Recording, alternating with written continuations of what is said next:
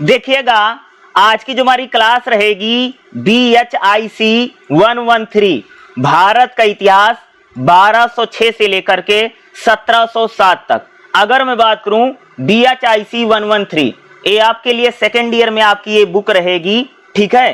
तो ये अगर मैं बात करूं तो इस बुक में टोटल अगर आप देखोगे ना तो 17 चैप्टर हैं, और जो जो इंपॉर्टेंट चैप्टर हैं या जो जो इंपॉर्टेंट टॉपिक है BHIC 113 में भारत का इतिहास 1206 से लेकर के 1707 में टोटल 17 चैप्टर हैं। जो जो इंपॉर्टेंट हैं हम लोग उन्हीं इंपॉर्टेंट चैप्टर को या उन्हीं इंपॉर्टेंट क्वेश्चन को करेंगे, और मैं आपको बीच बीच में से पढ़ाऊंगा, लेकिन यही रहेगा कि लगभग मैं ओवरऑल आपको पूरी किताब पढ़ाऊंगा, ठीक है।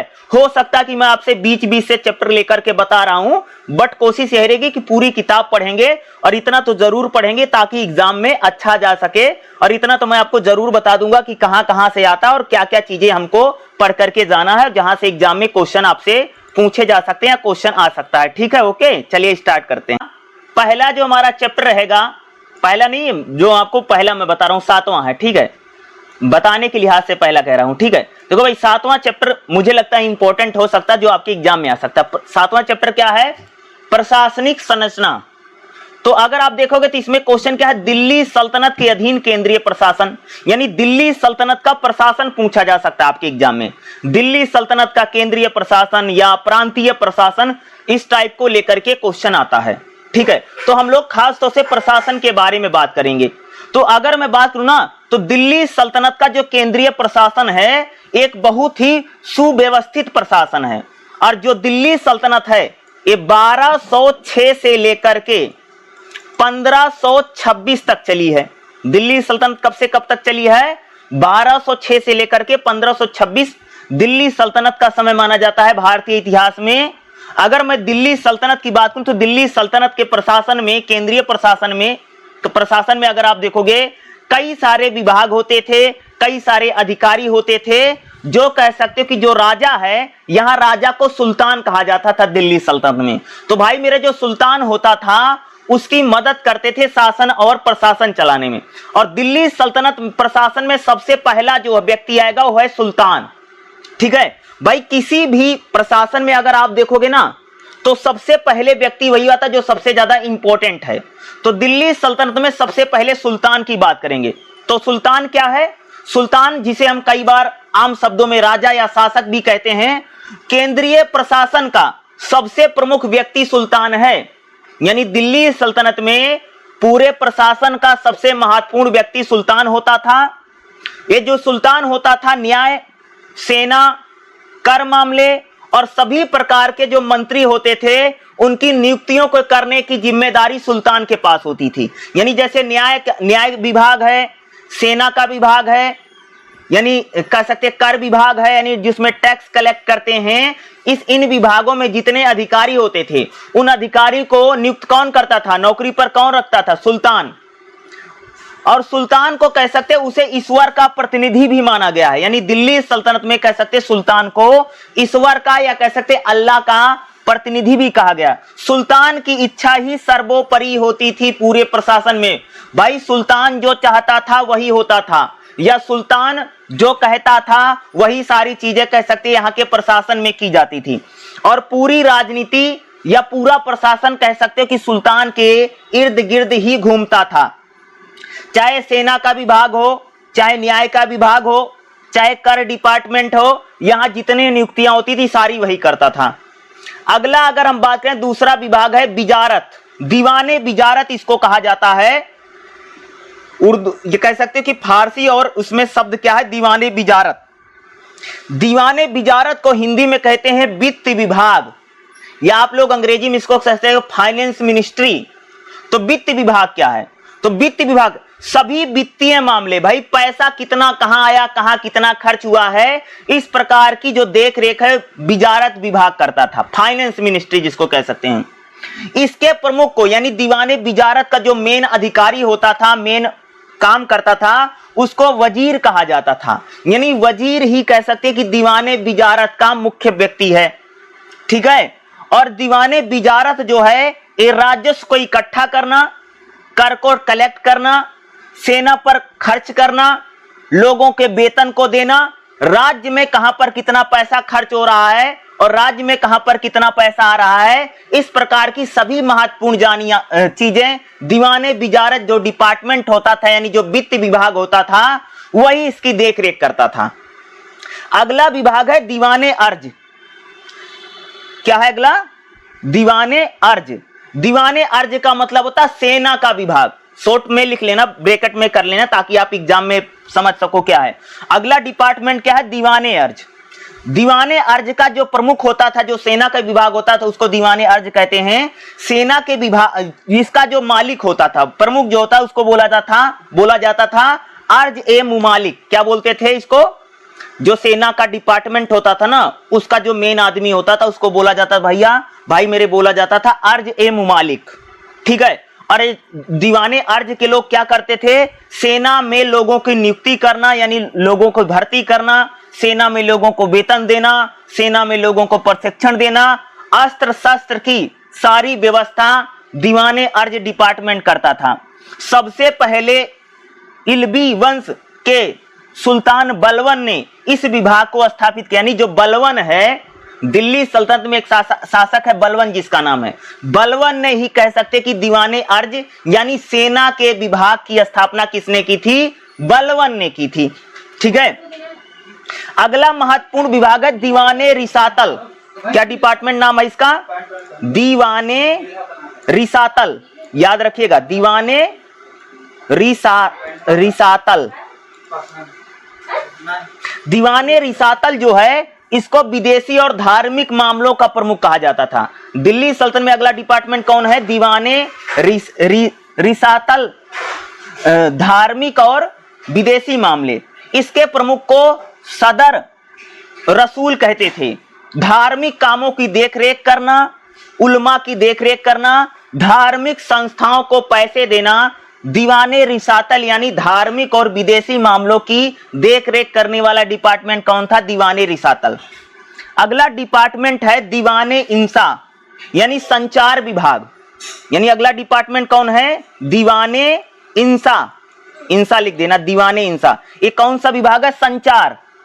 यह विभाग जो पेपर, जो लेटर वोटर होते थे, शाही पत्राचार यानी जो शासक के जो आदेश हैं, जो फरमान है, उसको पूरे राज्य में फैलाना या विदेशी राजाओं तक राजा के आदेश को पहुंचाना, आदेशों और दफ्तरों के काम को देखता था दीवाने इंसा।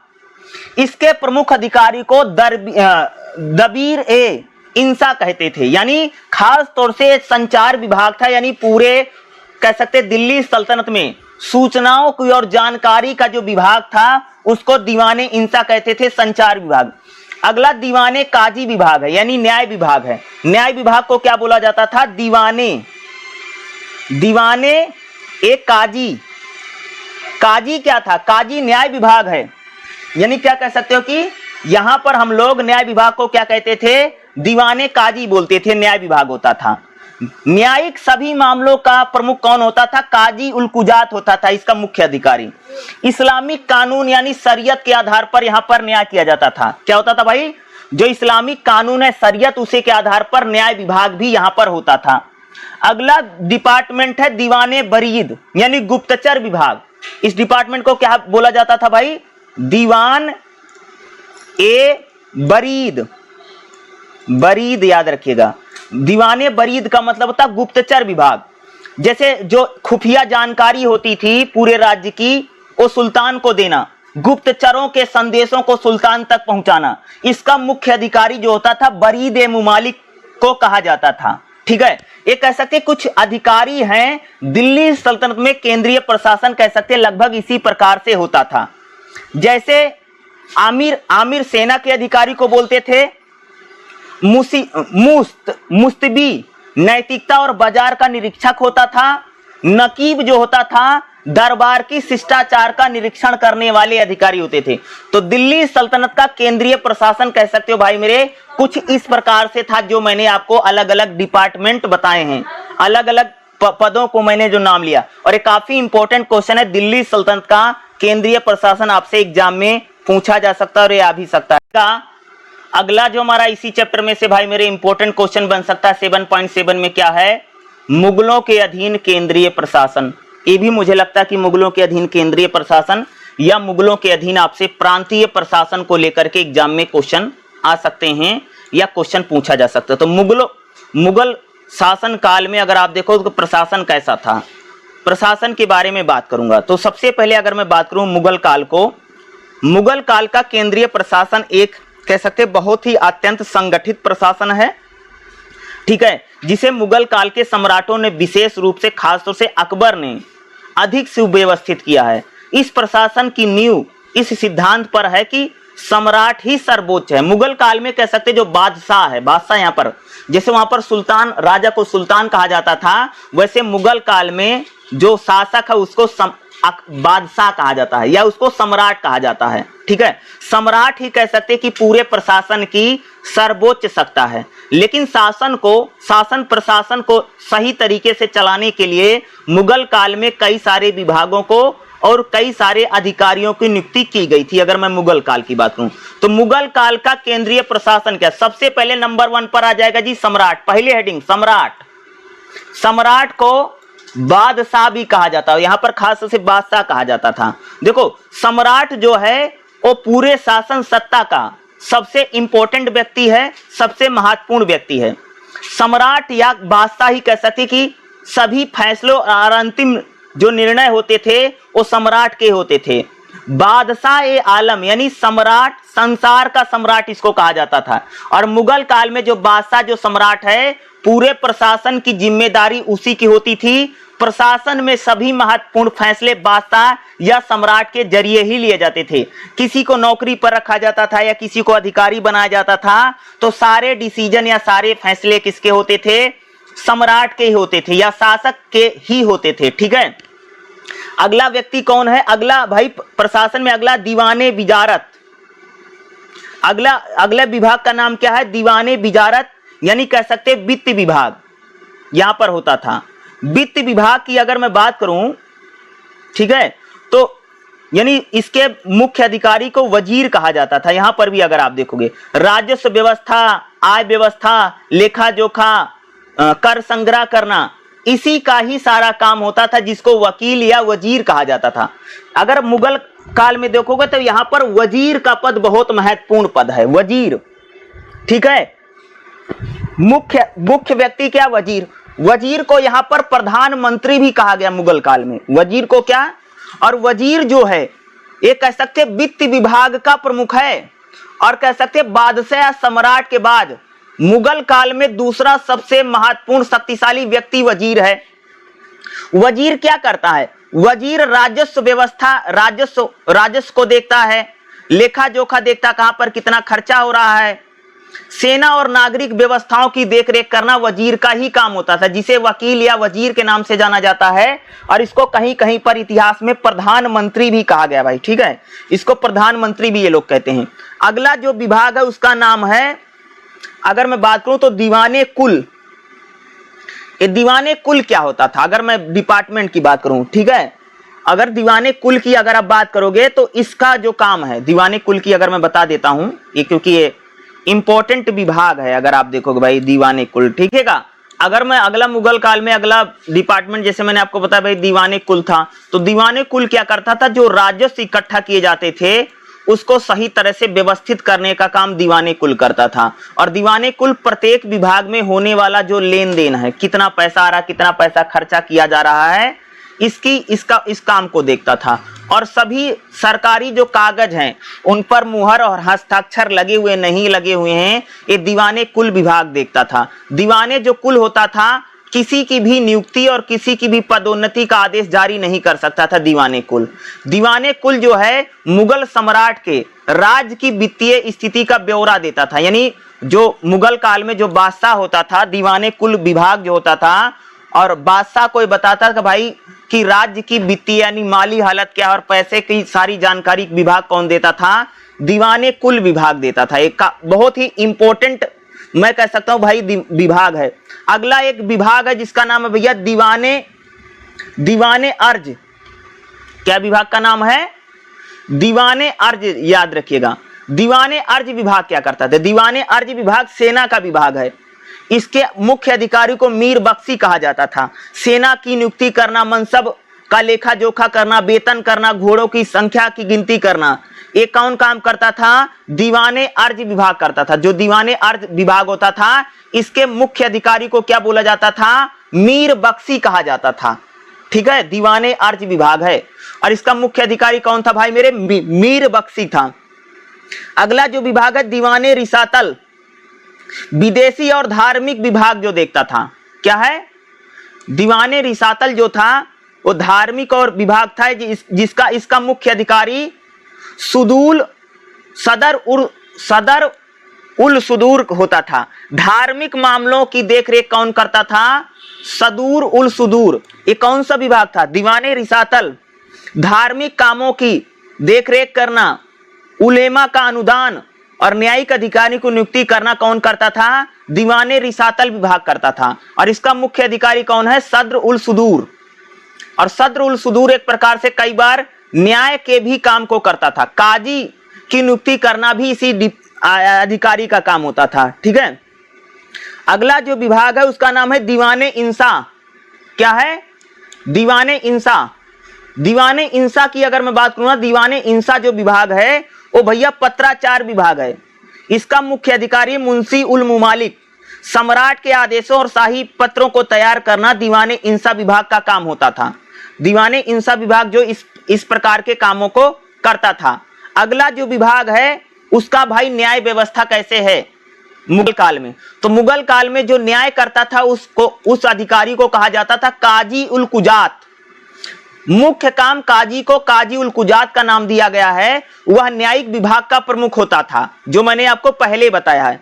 और काजी उल कुजात शरीयत के अनुसार यानी इस्लामिक कानून के अनुसार निर्णय देना, परंतु हिंदुओं को उनके धर्म के अनुसार न्याय किया जाता था। यानी मुसलमानों के लिए शरीयत के अनुसार फैसले किए जाते थे। काजी उल कुजात करता था, जो न्यायिक अधिकारी होता था। शरीयत लागू करना इसकी मुख्य जिम्मेदारी है और हिंदुओं पर उनकी परंपरा के आधार पर करता था। अगला है गुप्तचर और डाक विभाग जो होता था दीवाने बरीद।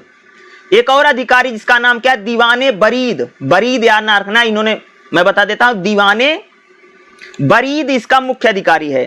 डाक विभाग जो होता था, राज्य की जानकारी सम्राट तक पहुंचाना या गुप्त जानकारियों को बादशाह तक पहुंचाना बरीद की जिम्मेदारी होती थी। इस विभाग का नाम है दीवाने बरीद। अगला है मनसबदारी प्रथा भी यहां होती थी। अगर मैं बात करूं तो मुगल काल में अगर आप देखो भैया मनसब व्यवस्था भी होती थी, जी ए अकबर के द्वारा शुरू की गई थी। मनसब में पद और अधिकारी होते थे और जिस अधिकारी की जैसे रैंकिंग होती थी उसी प्रकार से उसको मनसब यानी पैसे मिलते थे। और जो उसको पैसे मिलते थे वो घोड़े और सेना को रखने का काम करता था, तो मनसबदारी भी होती थी।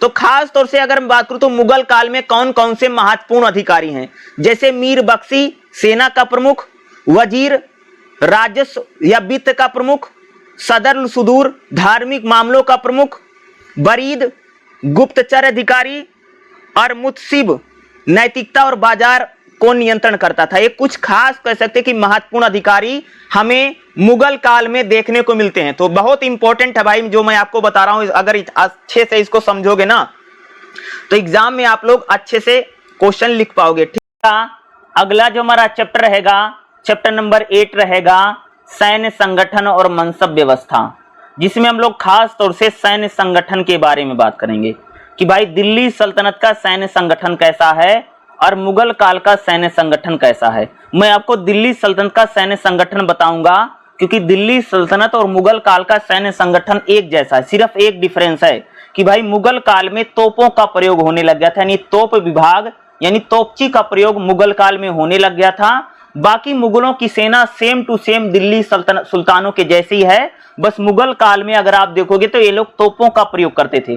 1526 में बाबर ने पहली बार तोपों का प्रयोग पानीपत की पहली लड़ाई में किया है। ठीक है, उससे पहले भारत में कभी भी तोपों का प्रयोग नहीं किया गया था। और दिल्ली सुल्तानों की सेना का हम सैन्य संगठन देखेंगे। और अगर आप एग्जाम में मान लो बाई चांस अगर मुगल का पूछ लिया तो दिल्ली सल्तनत में जो मैंने बता रखा सारा लिख देना, बस उसमें एक चीज आपको और ऐड कर देना, जो जोड़ देना वो रहेगा आपको कि तोपों का प्रयोग मुगल काल में होने लग गया, बस खाली तोपची का प्रयोग होता था। ठीक है, तो चलिए क्वेश्चन देखते हैं, दिल्ली सुल्तानों का सैन्य संगठन। देखो भाई, दिल्ली सुल्तानों का सैन्य संगठन एक सुदृढ़, केंद्रीकृत और अनुशासित सेना का संगठन है जो सुल्तान की शक्ति और शासक की रीढ़ मानी जाती थी भाई। क्योंकि अगर आप देखो जो सेना है वह किसी भी सुल्तान की कह सकते हैं बहुत महत्वपूर्ण है। सेना राज्य की सुरक्षा के लिए, राज्य में शांति व्यवस्था को बनाने के लिए सेना बहुत ही महत्वपूर्ण है। सेना का मुख्य उद्देश्य राज्य की सुरक्षा करना, देश की सीमाओं की रक्षा करना और देशद्रोही जो लोग हैं या जो दुश्मन हैं उनको दबाए रखना सेना का मुख्य काम था। दिल्ली सुल्तानों का सैन्य संगठन कैसा है? तो सैन्य संगठन में पहला व्यक्ति जो है सुल्तान है, ठीक है। सेना का सर्वोच्च सेनापति या प्रधान सेनापति कौन होता था? सुल्तान या बादशाह स्वयं होता था, ठीक है। सुल्तान ही सेना का सर्वोच्च सेनापति या मुख्य कमांडर होता था।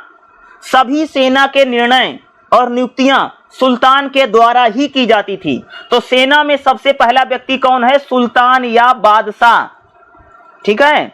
सुल्तान या बादशाह क्या होता है भैया? सेना का सबसे महत्वपूर्ण व्यक्ति है। सेना जब युद्ध करती थी तो बादशाह ही क्या होता था? सेना का सर्वोच्च सेनापति होता था और सभी निर्णय, सेना के सभी निर्णय या सेना के सभी डिसीजन जो होते थे वह सुल्तान या बादशाह के द्वारा ही लिए जाते थे।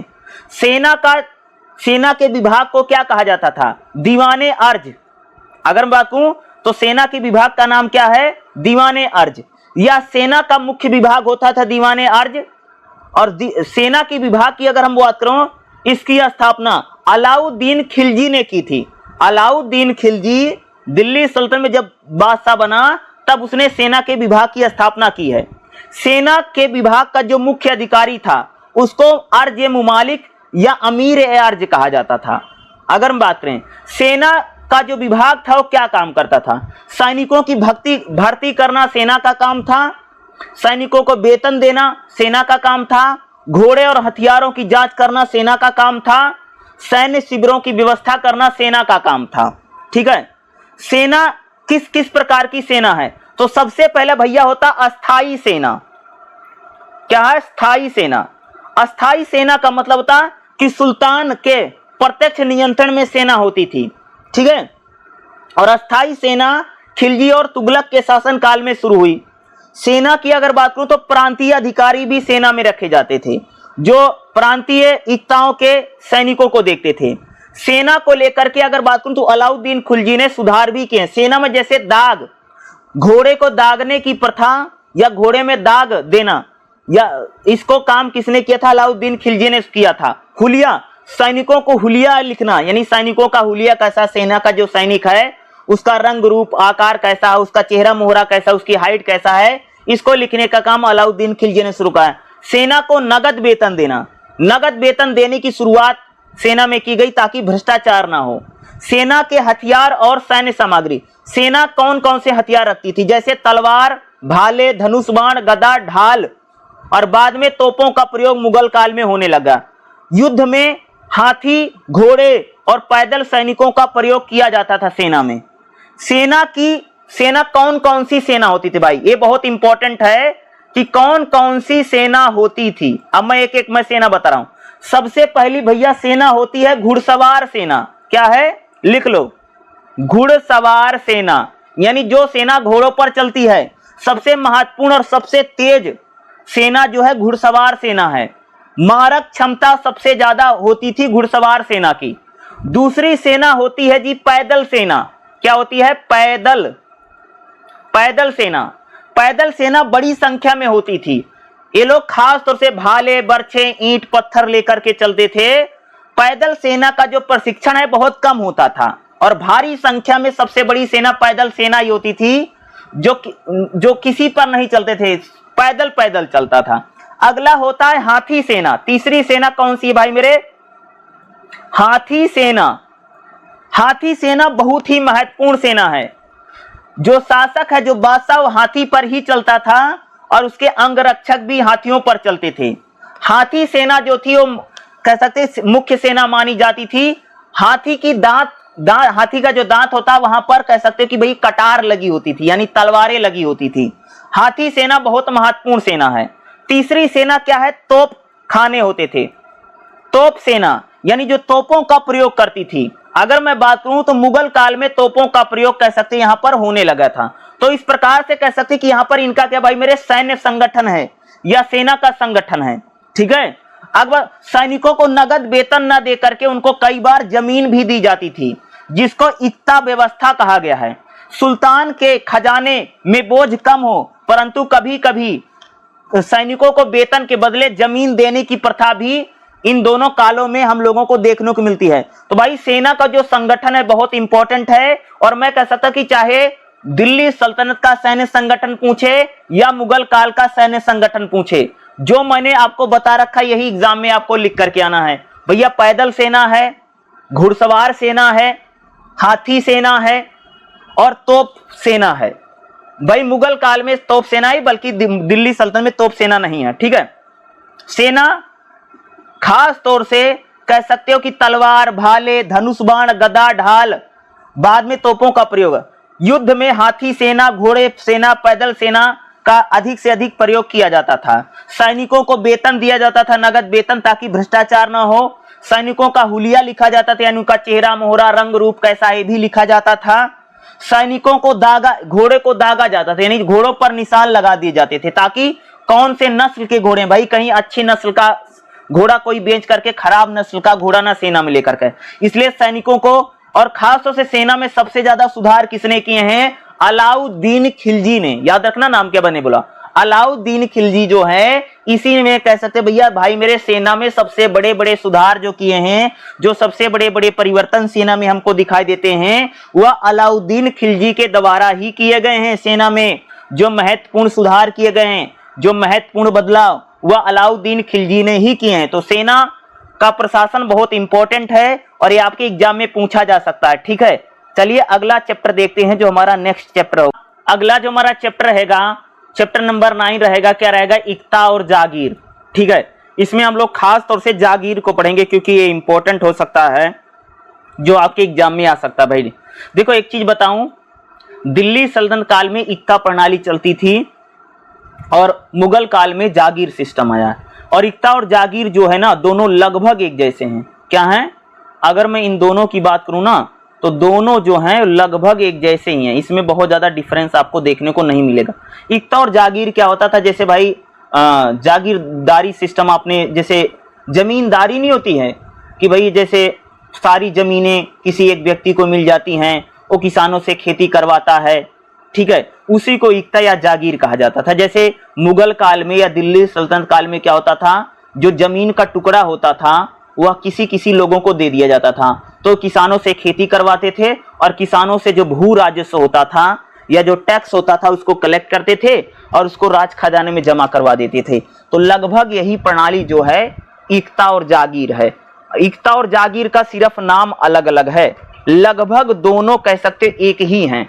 सिर्फ यह है कि इक्ता जो है वो दिल्ली सल्तनत में शुरू हुई है और जागीर जो व्यवस्था है वो मुगल काल में आई है। ठीक है, तो चलिए हम लोग देखते हैं। जागीर व्यवस्था जो है मध्यकाल में भारत की एक भू राजस्व व्यवस्था है। जमीन का जो टुकड़ा दिया जाता था लोगों को, जागीरदारों को, वो एक प्रकार से वो जागीर व्यवस्था है। दिल्ली सल्तनत और मुगल काल के समय यह लागू रही, जागीर व्यवस्था या इक्ता व्यवस्था कह लीजिए। इसमें शासन के द्वारा जो अधिकारी होते थे, जो अधिकारी होते थे, जो सैनिक होते, जो दरबार के लोग होते थे, उनको सेवा के बदले कई बार भूमि का टुकड़ा मिल जाता था। वो किसानों से खेती करवाते थे और किसानों से कह सकते भू राजस्व की वसूली करते थे और ये सारा काम करते थे और उसको राज खजाने में जमा करवाते थे। यही होता भाई जागीर व्यवस्था में होता था। जागीर व्यवस्था में क्या है कि ना कि भूमि का स्वामित्व प्रदान किया, भूमि का मालिक नहीं होता था, बल्कि किसानों से खेती कराने के लिए जागीरों को बनाया गया था। जागीर व्यवस्था चलती थी।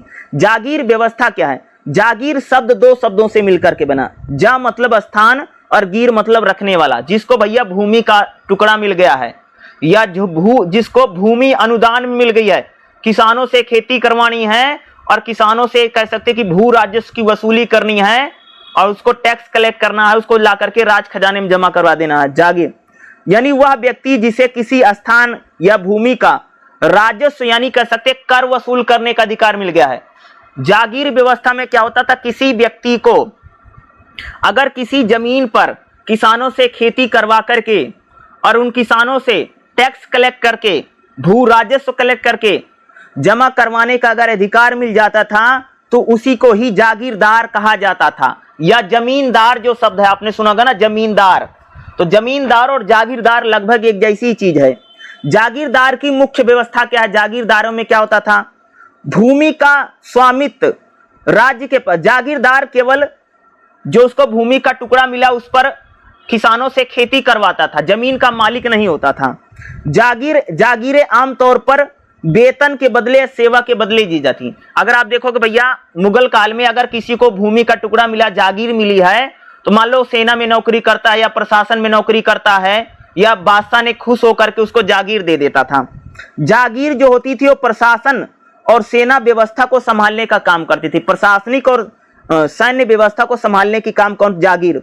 जागीर जो थी उत्तराधिकार में नहीं होती थी। इन्हें सम्राट जागीरों को जब चाहता था बादशाह वापस भी ले ले सकता। अगर भाई किसी को अगर जागीर मिल गई है, जमीन का टुकड़ा मिलेगा, किसानों से खेती करवाइए, अगर बादशाह का मन करे या सम्राट का मन करे तो उस जागीरों को दोबारा वापस भी लिया जाता था। जागीर कितने प्रकार की है? कई प्रकार की जागीर होती थी, विभिन्न प्रकार की जागीरें।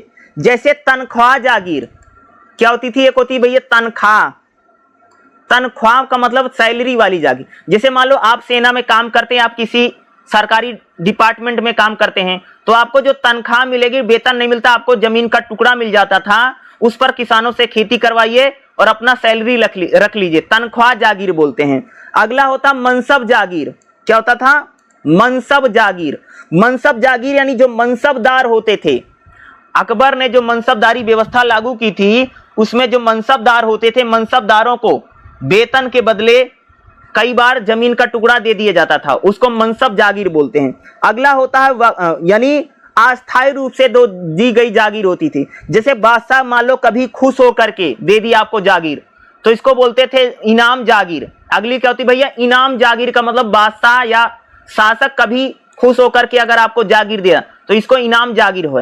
एक होती थी, अगर मैं बात करूं ना जागीरों में, अगर आप देखोगे ना, जैसे कोई बादशाह है या शासक है, उसको भाई मुगलों ने हरा दिया तो उसको भी जागीर प्रदान की जाती थी। ठीक है, यह भी एक प्रकार की जागीर व्यवस्था यहां पर हम लोगों को देखने को मिलती है।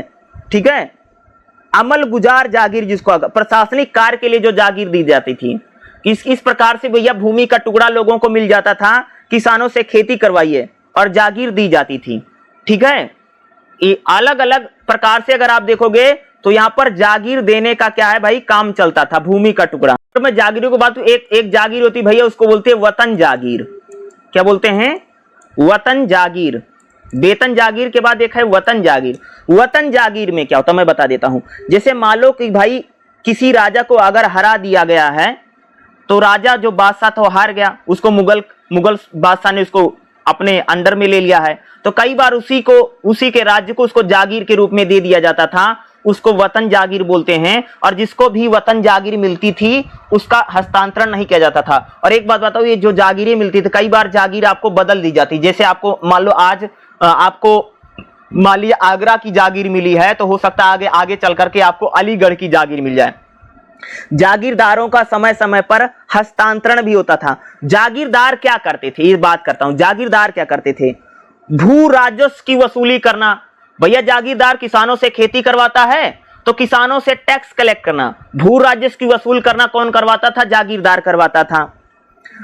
जो उसको जागीर मिली, जो इलाका मिला है, वहां पर व्यवस्था को देखना, शांति व्यवस्था, कानून व्यवस्था बनाए रखना जागीरदारों का काम होता था। जागीरदार जो होता था सेना की भर्ती भी करवाता था, सैनिकों की भर्ती करना, देखरेख करना जागीरदारों का काम होता था अपने इलाके में। कभी कभी स्थानीय प्रशासन और न्याय में भी जागीरदार काम आते थे। न्यायिक व्यवस्था में, प्रशासन में जागीरदार क्या करते थे? मदद करते थे। जागीर कौन कौन सी? जैसे अगर आप देखोगे जागीर जो है वो दिल्ली सल्तनत काल में थोड़ी ढीली ढाली जागीर रही, लेकिन मुगल काल में जागीरदारी जो है वो बहुत अच्छी व्यवस्था है। जागीरदारी जो है ना वो कन्फर्म, पक्की नहीं है, बदलती रहती है, चेंज होती रहती है। और सम्राट की इच्छा है तो आपसे वो जागीर वापस भी ले सकता है, जमीन का टुकड़ा जो आपको दिया गया है।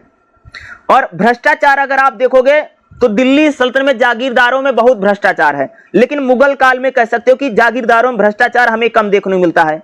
जागीरदार जो है खास तौर से किसानों से ज्यादा भू राजस्व की वसूली करते थे, इसलिए कई बार जागीरदार किसानों का शोषण भी करते हैं। जागीरदारों की जागीरदारी कई बार बदल दी जाती थी। औरंगजेब के शासनकाल में जागीरदारी व्यवस्था सबसे कम कर दी गई थी।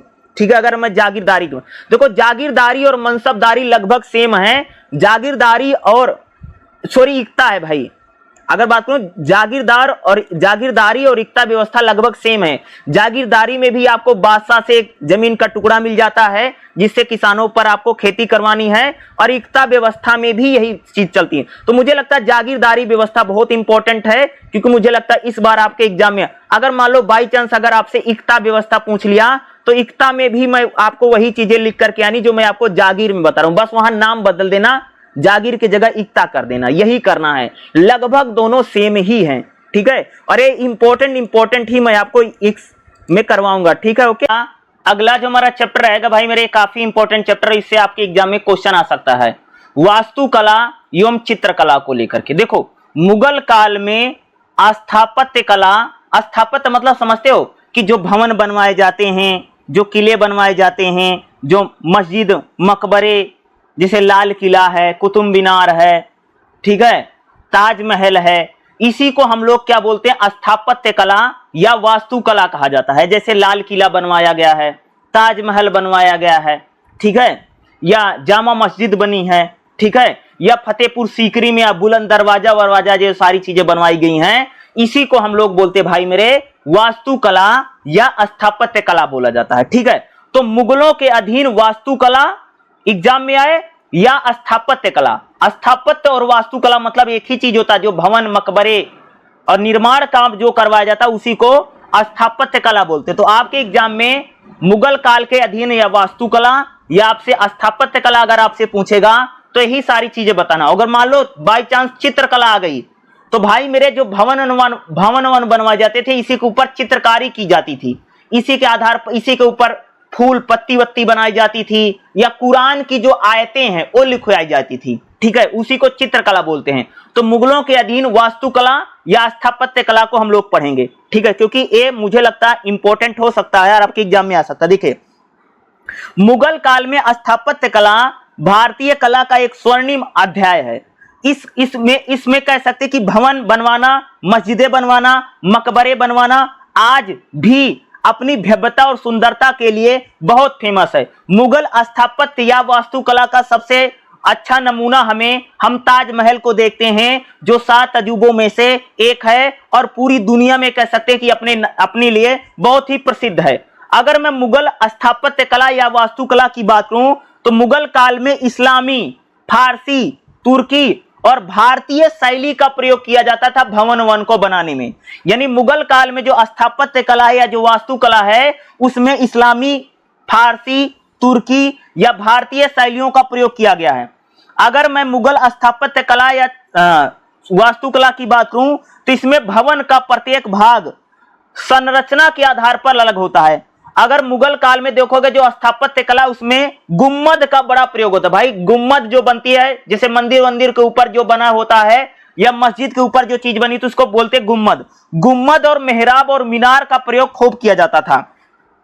अगर मुगल काल की स्थापत्य कला या वास्तुकला की बात करूं तो यहां पर खास तौर से अगर आप देखोगे तो संगमरमर के पत्थरों का प्रयोग किया जाता था। लाल बलुआ पत्थर क्या होता था भाई, स्थापत्य कला भवन को बनाने में किसका प्रयोग होता था, संगमरमर का प्रयोग होता था। और लाल बलुआ पत्थर क्या है, लाल बलुआ पत्थर का प्रयोग यहां पर हम लोगों को देखने को मिलता है। दूसरा, 4 भाग यानी 4 भाग में बांट करके यहां पर उद्यान या मकबरे बनाए जाते थे। अगर आप देखोगे जो स्थापत्य कला होती थी इसके ऊपर नक्काशी, जालीदार खिड़कियां या चित्रकारी भी खूब की जाती थी। अगर आप देखोगे तो ये जो भवन बनते थे, जो स्मारक बनते थे, जो मकबरे बनते थे, जो मस्जिदें बनती थी, इनके ऊपर नक्काशी, चित्रकारी इसका काम भी खूब किया जाता है। इसके ऊपर कुरान की आयतें लिखवाई जाती थी दीवारों पर, उस पर फूल पौधे चित्र या जानवरों की फोटोएं भी बनाई जाती थी, चित्रकला भी की जाती थी। खास तौर से जो भवन स्मारक बनाए जाते थे। मुगल काल में अगर मैं स्थापत्य कला की बात करूं तो बाबर ने सबसे पहले स्थापत्य कला की उसने शुरुआत की। और बाबर ने कह सकते हो कि आगरा, भारत का पहला मुगल बाग है, आगरा में बना है, जिसको बाबर ने इसका निर्माण करवाया। 4 बाग शैली का शुरुआत बाबर के द्वारा ही शुरू की गई। स्थापत्य कला की शुरुआत मुगल काल में बाबर ने शुरू की। उसके बाद हुमायूं, अगर मैं हुमायूं की बात करूं तो हुमायूं ने बेगा बेगम यानी अपनी हुमायूं की पत्नी का मकबरा उसने बनवाया। भारत का पहला गुम्बद वाला मकबरा हुमायूं ने बनवाया। ताजमहल का अग्रदूत भी कह सकते हो कि हुमायूं को ही माना जाता है। अकबर के शासन काल में कह सकते भैया वास्तुकला, स्थापत्य कला खूब रही, जिसमें भारतीय शैली का खूब प्रयोग किया गया। अकबर के शासन काल में अगर आप देखोगे तो खास तौर से फतेहपुर सीकरी में सारे काम अकबर ने करवाए। जैसे आगरे का किला किसने बनवाया? आगरे का जो किला है अकबर ने बनवाया। फतेहपुर सीकरी में राजधानी अकबर लेकर के गए, वहां पर सारा काम कराया। फतेहपुर सीकरी में अकबर ने पंचमहल, दीवाने आम, दीवाने खास, जोधा भाई का महल और बुलंद दरवाजा बनाने का काम कह सकते अकबर ने करवाया। बुलंद दरवाजा जो बना है फतेहपुर सीकरी में, 5 महल, दीवाने आम, दीवाने खास और अकबर की जो पत्नी है जोधा बाई, उनका महल भी किसने बनवाया? अकबर ने बनवाया। भाई ये मुगलों की कह सकते स्थापत्य कला या वास्तुकला है। अकबर ने कह सकते इलाही वास्तुकला की शुरुआत की। कौन सी कला भाई? इलाही वास्तुकला की शुरुआत करने का श्रेय भी किसको दिया जाता? अकबर को। जहांगीर के शासन काल में अगर आप देखोगे तो स्थापत्य कला सबसे सुंदर रही। अगर मैं जहांगीर की बात करूं तो जहांगीर ने कह सकते भाई स्थापत्य कला में शालीमार बाग कश्मीर में बनवाया।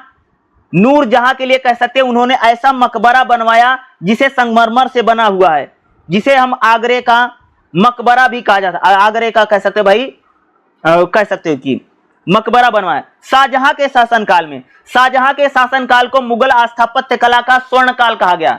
मुगलों में वास्तुकला या स्थापत्य कला का स्वर्ण काल कौन लेकर के? शाहजहां ने सफेद संगमरमर का सबसे ज्यादा उसने प्रयोग करवाया।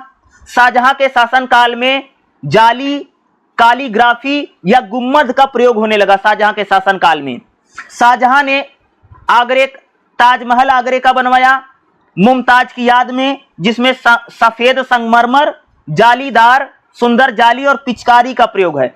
लाल किला भी अकबर ने ही बनवाया है, शाहजहां ने बनवाया। यहां पर भाई लाल किला जो है, दिल्ली का लाल किला शाहजहां ने बनवाया। शाहजहां ने दिल्ली का लाल किला बनवाया। दिल्ली में ही कह सकते कि उन्होंने दीवाने आम, दीवाने खास, मोती मस्जिद और जामा मस्जिद किसने बनवाया? शाहजहां ने बनवाया। शालीमार बाग लाहौर में भी इसने बनवाया। औरंगजेब की अगर बात करूं तो औरंगजेब बहुत ज्यादा धार्मिक कट्टरता थी और औरंगजेब ने भव्य स्थापत्य का निर्माण में बहुत कम रुचि, यानी भाई औरंगजेब ने बहुत कुछ नहीं बना, लेकिन औरंगजेब ने कह सकते कि बीबी का मकबरा बनवाया, जो उन्होंने मुमताज की प्रकृति जैसा बनवाया है। अगर मैं मुगलों की वास्तुकला स्थापत्य कला की बात करूं तो मुगलों में स्थापत्य कला जो है भारत की संस्कृति को नई पहचान दी। आज भी कह सकते कि मुगल काल के जो भवन हैं यूनेस्को में वर्ल्ड रिकॉर्ड है और ताजमहल कह सकते कि 7 अजूबों में से तो आश्चर्य माना ही जाता है। तो मुगलों की भाई मेरे जो वास्तुकला है, जो स्थापत्य कला है, उसका कहीं कोई भी कह सकते कि सानी नहीं है और बहुत अच्छे भवन और बहुत अच्छे कह सकते निर्माण कार्य उन्होंने करवा रखा है। तो मुगलों की भाई ये वही वास्तुकला। और आपसे चित्रकला भी पूछा जा सकता है, एग्जाम में आ सकता है, मुगल काल या मुगल काल की चित्रकला बताओ। अगर मैं बात करूं ना तो जहांगीर के शासन काल में भाई मेरे चित्रकला खूब हो रही थी। चित्रकला क्या होती है? जैसे कुरान की आयतें लिखवा देना, भवनों के ऊपर चित्रकारी करवा देना, फूल पेड़ पौधे या किसी जानवर की चित्रकारी करवा देना, कुरान की आयतें भी लिखवाई जाती थी। तो मुगलों में चित्रकला भी, जैसे मैंने बोला कि ताजमहल बना आगरे का, या कह सकते हो कि फतेहपुर सीकरी का किला बना, या फतेहपुर सीकरी में कह सकते हो कि बुलंद दरवाजा बना, ये सारी जो चीजें बनी है कह सकते हो कि इस पर चित्रकला भी की गई है। और सबसे ज्यादा चित्रकला जहांगीर के शासनकाल में हुई है। ठीक है। और एक बात मैं बता दूं कि दिल्ली में शाहजहां ने शाहजहानाबाद की स्थापना की है, जहां पर उसने जामा मस्जिद, मोती मस्जिद और कह सकते हो कि लाल किले की स्थापना किसने करवाई? शाहजहां के शासनकाल में। और कह सकते हो कि राजधानी को आगरा से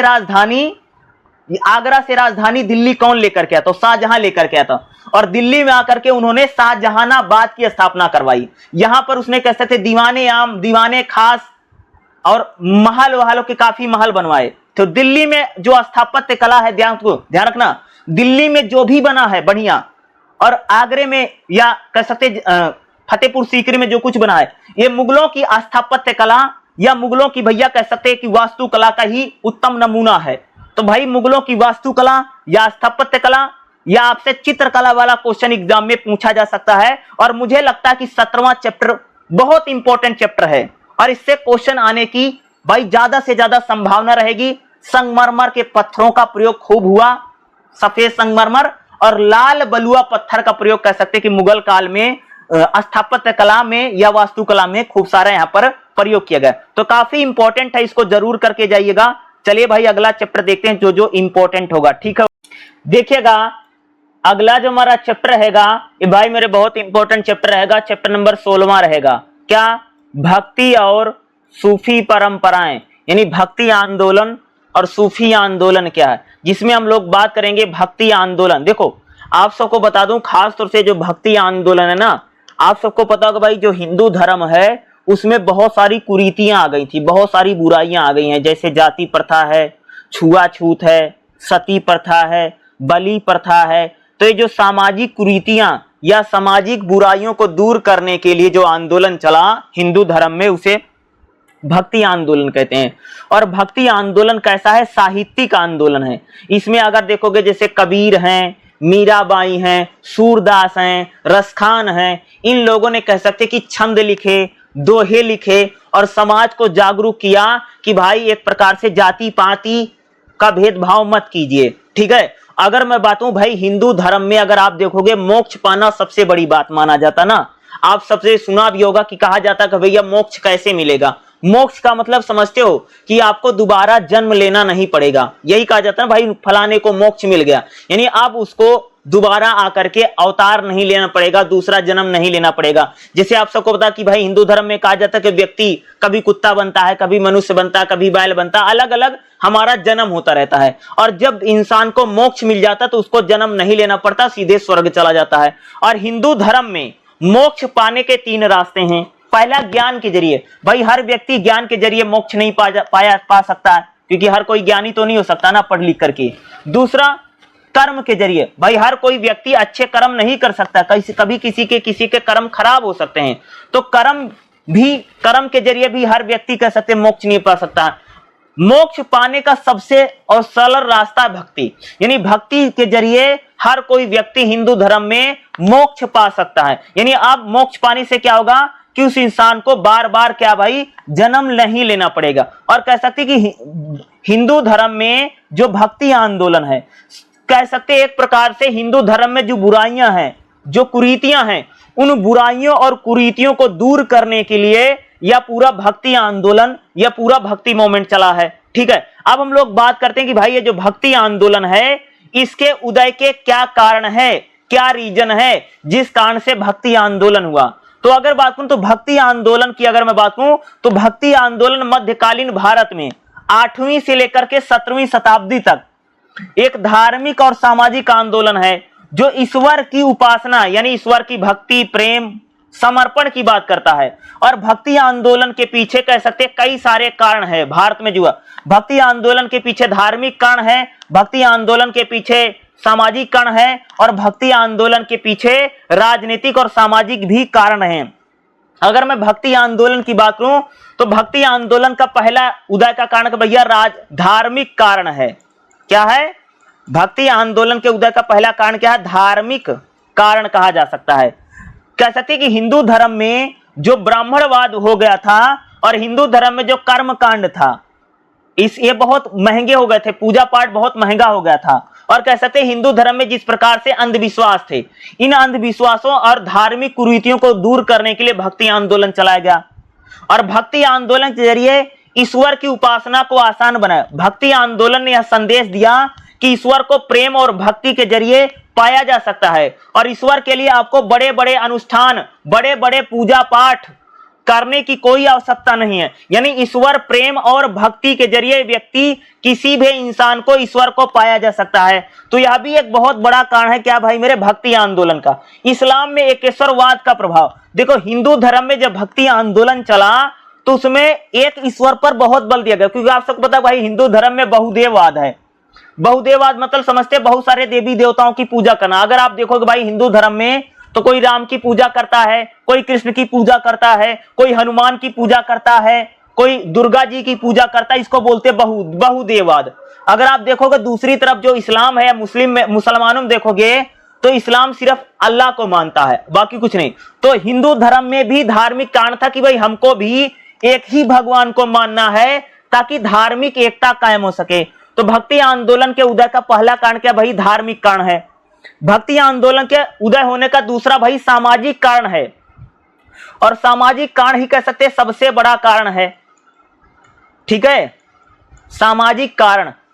अगर हम भक्ति आंदोलन के सामाजिक कारण की बात करें तो हिंदू धर्म में जो जाति प्रथा है, जो भेदभाव है, उसको दूर करने के लिए भक्ति आंदोलन चलाया गया। समाज में ऊंच नीच, छुआछूत, जातिगत जो भेदभाव है उसको आम जनता पीड़ित थी, और भक्ति आंदोलन के संतों ने जाति की जगह कह सकते भक्ति को प्रधानता दी। भाई भक्ति आंदोलन के संतों ने कहा ना कि जाति पाति पूछे नहीं कोई, हरि का भजे हरिसा हुई। यानी भगवान किसी की जाति पाति नहीं पूछते हैं, जिसने भगवान को भज लिया, जिसने हरि को भज लिया, भगवान उसी के हो जाते हैं। अगला, सभी वर्गों की भागीदारी। भक्ति आंदोलन के जरिए जैसे शूद्र समाज है, महिलाएं हैं, और समाज के हर वर्ग को भक्ति के जरिए जोड़ने का प्रयास किया गया। और समाज में जो जाति प्रथा है, जो छुआछूत है, जो सती प्रथा है, या महिलाओं को लेकर के जो भारतीय समाज थोड़ा रूढ़िवादी समाज है, इन सभी चीजों को लेकर के भक्ति आंदोलन की शुरुआत की गई। तो भक्ति आंदोलन का भाई ये सामाजिक कारण है। अगला, भक्ति आंदोलन का राजनीतिक कारण क्या, तीसरा राजनीतिक कारण। तो भाई भक्ति आंदोलन के उदय का राजनीतिक कारण क्या है, मुस्लिम शासन की स्थापना। देखो भाई जब भारत में इस्लाम की स्थापना होती है और मुसलमान शासक होते हैं तो हिंदू धर्म को एकजुट करने के लिए या हिंदू धर्म की बुराइयों को दूर करने के लिए भक्ति आंदोलन चला गया, क्योंकि उस समय भारत में इस्लाम आ चुका था और मुस्लिम शासक हो चुके थे। तो हिंदू धर्म की एकता के लिए कह सकते हैं यह एक राजनीतिक कारण है जिसे भक्ति आंदोलन चला गया। लगातार भारत में जिस प्रकार से युद्ध हो रहे थे और विदेशी आक्रमण हो रहे थे, उनसे भारतीय जनता बड़ी पीड़ित थी, और भारतीय जनता की आत्मिक शांति के लिए एक भक्ति आंदोलन चलाया गया। यानी जिस प्रकार से भारत में विदेशी सत्ता आ गई थी, मुसलमानों का शासन आ गया था और जनता मुसलमान राजाओं से, शासकों से बड़ी परेशान थी, और भारत में जिस प्रकार से विदेशी आक्रमण हो रहे थे, भारतीय जनता को आध्यात्मिक शांति और भौतिक शांति के लिए कह सकते हैं भक्ति आंदोलन भाई मेरे चलाया गया। चौथा कारण कह सकते हैं सांस्कृतिक कारण है। भक्ति आंदोलन में कह सकते हैं कि भारत की संस्कृति और सभ्यता को बढ़ावा देने के लिए भक्ति आंदोलन चला गया। भक्ति आंदोलन में भारत में संस्कृत की जगह क्षेत्रीय भाषाओं में, अगर आप देखोगे भारत में भक्ति आंदोलन में जो हमारी क्षेत्रीय भाषाएं हैं, जो हमारी रीजनल लैंग्वेज है, उन क्षेत्रीय भाषाओं को सबसे पहले यहाँ ज्यादा से ज्यादा महत्व दिएगा। भाई हमारी जो क्षेत्रीय भाषाएं हैं, उन क्षेत्रीय भाषाओं को कह सकते हैं कि भक्ति आंदोलन में सबसे अधिक महत्व दिया गया है। लोक साहित्य, भारत में भक्ति आंदोलन के दौरान कीर्तन, भजन, दोहे और पदों के माध्यम से कह सकते हो कि धार्मिक विचारों को फैलाया भी गया है। संतों का योगदान, अगर भाई भारत में देखोगे तो भक्ति आंदोलन में, भारत में जो भक्ति आंदोलन उसमें देखोगे जैसे रामानुज, कबीर, रविदास, तुलसीदास, मीराबाई, गुरु नानक देव, नामदेव, चैतन्य महाप्रभु जैसे संतों ने ईश्वरीय प्रेम, ईश्वरीय करुणा और ईश्वर के मार्ग पर चलने का संदेश दिया। तो भक्ति आंदोलन के उदय के क्या है, ये महत्वपूर्ण कारण है। और मुझे लगता भाई मेरे भक्ति आंदोलन से रिलेटेड आपको क्वेश्चन जरूर देखने को मिल सकता कि मुझे लगता कि भक्ति आंदोलन या जो भक्ति मोमेंट है वो एक इंपॉर्टेंट टॉपिक रहेगा और एक इंपॉर्टेंट क्वेश्चन रहेगा, और आपके एग्जाम में भक्ति आंदोलन से जरूर कह सकता हूं कि क्वेश्चन पूछेगा ही पूछेगा। देखिएगा अगला जो हमारा चैप्टर रहेगा, चैप्टर नंबर 18वां क्या रहेगा भाई, महिलाओं और लैंगिक स्थिति। यानी मुगल काल में और दिल्ली सल्तनत काल में महिलाओं की स्थिति कैसे हैं और कौन कौन सी प्रभावशाली या शक्तिशाली महिलाएं दिल्ली सल्तनत या आगामी मुगल काल में देखने को मिलती हैं। तो सबसे पहले मैं बात करूंगा दिल्ली सल्तनत में महिलाओं की स्थिति क्या है। और अगर मान लो आपसे एग्जाम में पूछे मुगल काल में महिलाओं की स्थिति बताइए, तो जो मैंने बता रखी है ऐसे ही बता दीजिएगा, क्योंकि दिल्ली सल्तनत काल में और मुगल काल में महिलाओं की स्थिति लगभग सेम ही रही है, उसमें बहुत ज्यादा परिवर्तन नहीं आया है। ठीक है, देखिएगा दिल्ली सल्तनत काल या मुगल काल में भारतीय समाज में महिलाओं की स्थिति मिश्रित रही है। कुछ मामलों में उच्च वर्ग की महिलाओं को विशेष अधिकार प्राप्त था, यानी कह सकते भाई चाहे दिल्ली सल्तनत हो चाहे मुगल काल हो, तो कह सकते जो उच्च वर्ग की महिलाएं हैं, जो अमीर घरों की महिलाएं हैं, जो राज परिवारों के घरों की महिलाएं हैं, उनको तो अधिकार बहुत था समाज में, लेकिन जो आम जनता है, जो आम महिलाएं थी, उनको जो था अगर मैं बात करूं तो उनकी स्थिति बहुत खराब थी। भारतीय महिलाओं की स्थिति की भी अगर आप बात करोगे तो उनकी स्थितियां भी हमें बड़ी कमजोर दिखाई देती हैं, चाहे दिल्ली सल्तनत हो या मुगल काल हो। अमीर घर की महिलाएं, राज परिवारों की महिलाओं की स्थिति बढ़िया है, उनको पढ़ने का, उनको आगे बढ़ने का या उनकी स्थिति अच्छी दिखाई देती है। लेकिन आम जो महिलाएं हैं, जो सामान्य महिलाएं हैं, उनको सती प्रथा, बलि प्रथा, पढ़ने के मौके नहीं मिलते थे और बिना उनकी मर्जी से उनकी शादी विवाह कर दिया जाता था। तो कह सकते हैं यहां पर महिलाएं दो वर्गों में बटी हैं। एक तो उच्च वर्ग की जो महिलाएं, उनको कई सारे अधिकार प्राप्त हैं, उनको स्वतंत्रता है समाज में, लेकिन जो सामान्य वर्ग की महिलाएं हैं या जो गरीब महिलाएं हैं, जो आम जनता है, उस वर्ग में कह सकते कि महिलाओं को बहुत ज्यादा स्वतंत्रता नहीं है। वहां पर महिलाओं को घर की चार दीवारी के अंदर ही कैद किया गया है। उच्च वर्ग की महिलाओं की अगर बात करें तो पर्दा प्रथा का प्रचलन इस युग में देखने को मिलता है। विशेषकर मुस्लिमों के जो मुस्लिम वर्ग है, उसमें जो कुलीन वर्ग है, मुसलमानों में जो अमीर वर्ग था, उस वर्ग की महिलाओं को पर्दा प्रथा करना पड़ता था। महिलाओं को सार्वजनिक जीवन से दूर रखा गया था, खासतौर से अमीर वर्ग में। राजनीतिक, कुछ महिलाओं को राजनीति में सक्रिय थी। अगर आप देखोगे तो दिल्ली सल्तनत काल में कई सारी महिलाएं राजनीति में सक्रिय हैं, जैसे रजिया सुल्तान 1236 से लेकर के 1540 तक दिल्ली सल्तनत की शासिका रही। भारत की एकमात्र महिला सुल्तान। उसने पर्दा प्रथा को छोड़ करके सेना का नेतृत्व किया, प्रशासन को संभाला, लेकिन अंततः कुलीन वर्ग ने उसे कभी स्वीकार नहीं किया है। अगर शिक्षा की बात करें तो कुलीन वर्ग की महिलाओं को धार्मिक शिक्षा जैसे कुरान और फारसी की शिक्षा दी गई, लेकिन आम जो महिलाएं थी उनको शिक्षा से दूर रखा गया है। हिंदू समाज की अगर मैं महिलाओं की बात करूं तो हिंदू समाज में महिलाओं की स्थिति बड़ी खराब है। जैसे महिलाओं में सती प्रथा, हिंदू समाज की जो महिलाएं हैं उनको भैया सती प्रथा जैसी प्रथा, पति की मृत्यु के बाद महिलाओं को अग्नि में झोंक दिया जाता था। इस प्रथा को लेकर के विशेषकर राजपूत समाज में सती प्रथा थी। बाल विवाह, लड़कियों की कम उम्र में शादी कर देना बहुत ही आम बात इस युग में हमको दिखाई देती है। शिक्षा महिलाओं को नहीं मिलती थी, अधिकांश हिंदू महिलाओं को शिक्षा नहीं मिलती थी। अगर महिलाओं की बात करें तो महिलाएं ज्यादातर संगीत में, नाच गाने में या धार्मिक ग्रंथों को घर पर ही पढ़ती थी। घर की सीमाएं कह सकते कि चाहे मुगल काल हो चाहे दिल्ली सल्तनत हो, यह महिलाओं को घर की चार दीवारी तक सीमित रखा गया। महिलाओं की सामाजिक, राजनीतिक और शिक्षा विभाग में उनकी भूमिका या भागीदारी लगभग ना के बराबर है। सामान्य वर्ग की महिलाओं की बात करें, जो आम जनता में महिलाएं हैं, कृषि और हस्तशिल्प उद्योग में महिलाओं का एक बड़ा योगदान हमको दिखाई देता है। महिलाएं खेती करना, बुनाई करना, कताई करना, घरेलू कामों को करती थी। महिलाओं को युद्ध, दास प्रथा, लूटमार के कारण महिलाओं को गुलाम बना लिया जाता था और महिलाएं अमीर वर्ग के एक प्रकार से शोषण के भी काम होती थी। अगर हम धार्मिक सांस्कृतिक की बात करें तो भक्ति आंदोलन के जरिए महिलाओं की धार्मिक स्वतंत्रता मिली। भक्ति आंदोलन में मीराबाई या अक्का महादेवी जैसे भक्ति संत दिखाई देती हैं। सूफी और संत परंपरा का प्रभाव महिलाओं पर पड़ा, जिससे कह सकते कि महिलाओं को आध्यात्मिक स्वतंत्रता की प्रेरणा मिली। अगर मैं बात करूं तो खास तौर से मुगल काल हो या दिल्ली सल्तनत हो, महिलाओं की स्थिति बड़ी खराब है। महिलाओं को एक प्रकार से निम्न स्तर रहा है। महिलाओं को न तो स्वतंत्रता है, न तो उनको किसी प्रकार के अधिकार थे। पितृसत्तात्मक सत्ता में महिलाओं को किसी प्रकार के अधिकार नहीं मिले हैं।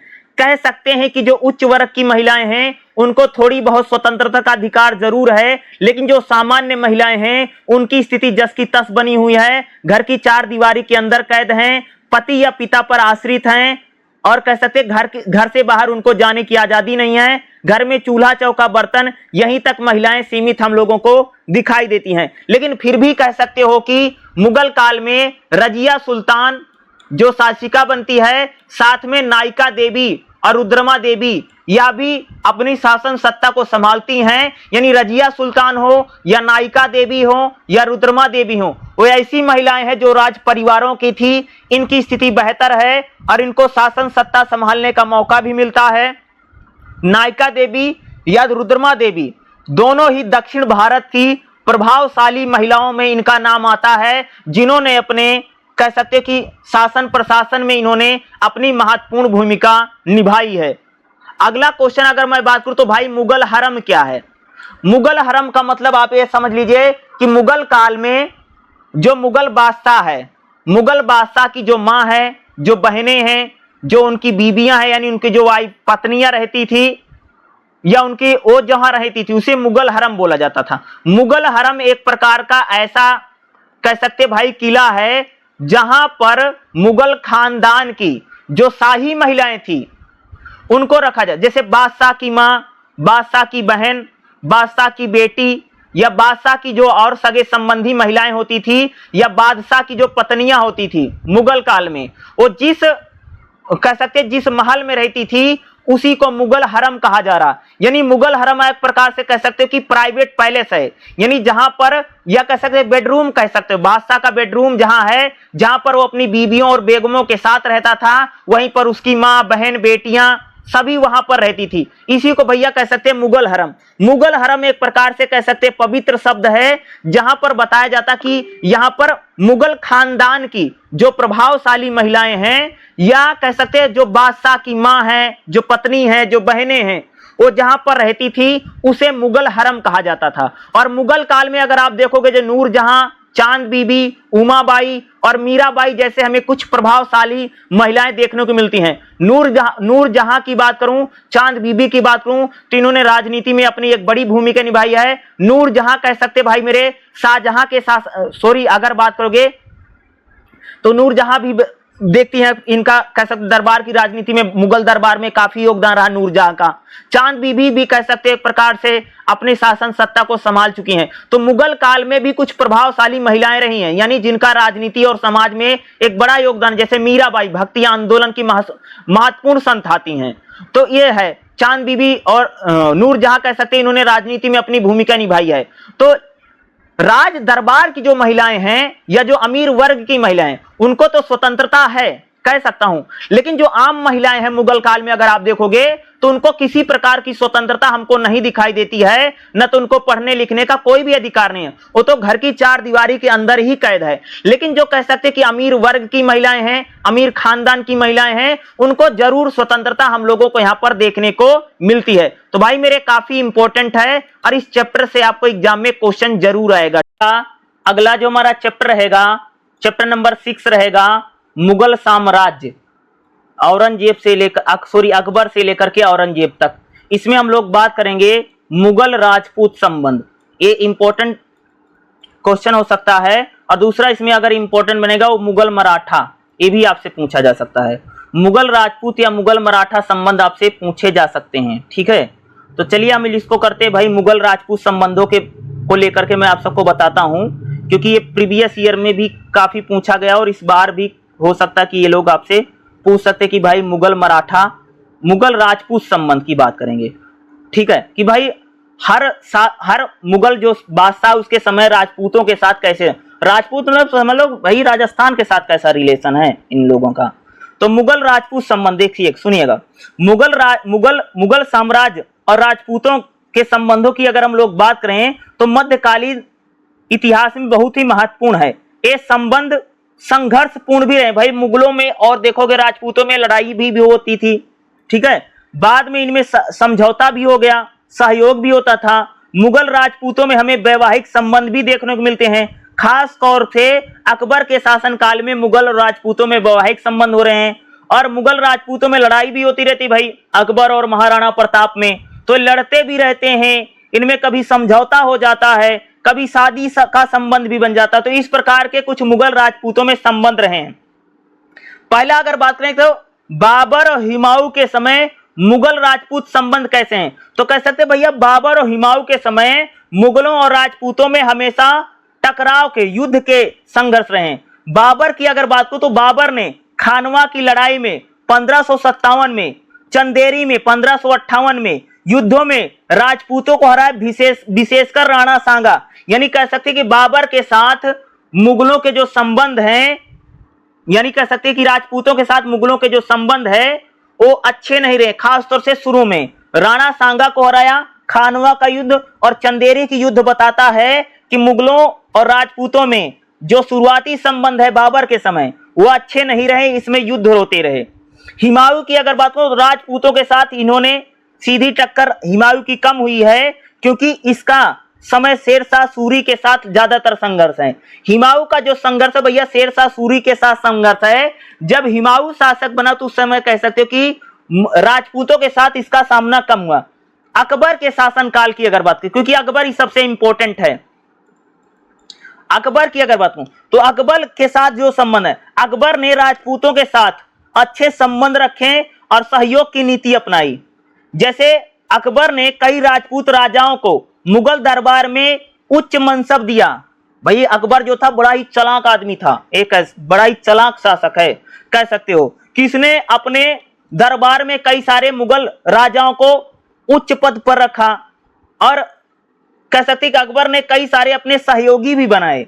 अकबर ने कई सारे सहयोगी राजघरानों के साथ संबंध रखा, जैसे अजमेर के साथ राजा भारमल और राजा मानसिंह, बीकानेर और जोधापुर के साथ अकबर ने सहयोगी संबंध बनाए। राजपूतों को राज्य की आंतरिक सुरक्षा के लिए बदले में मुगल को सैनिकों और प्रशासन की सहायता दी।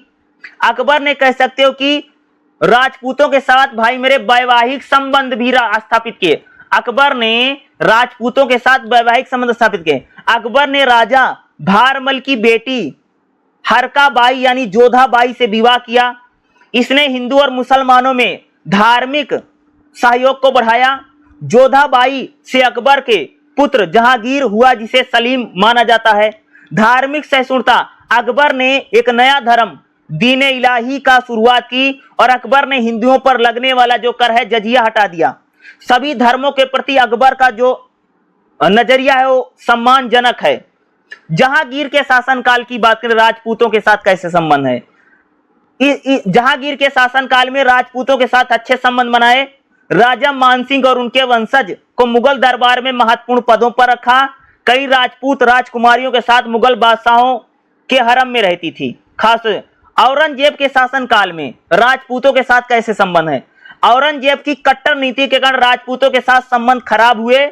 मेवाड़ और मारवाड़ के साथ औरंगजेब के शासनकाल में कह सकते कि मुगल और राजपूतों में युद्ध हुए। राजपूतों ने मराठा और अन्य विद्रोहियों का साथ दिया औरंगजेब के साथ।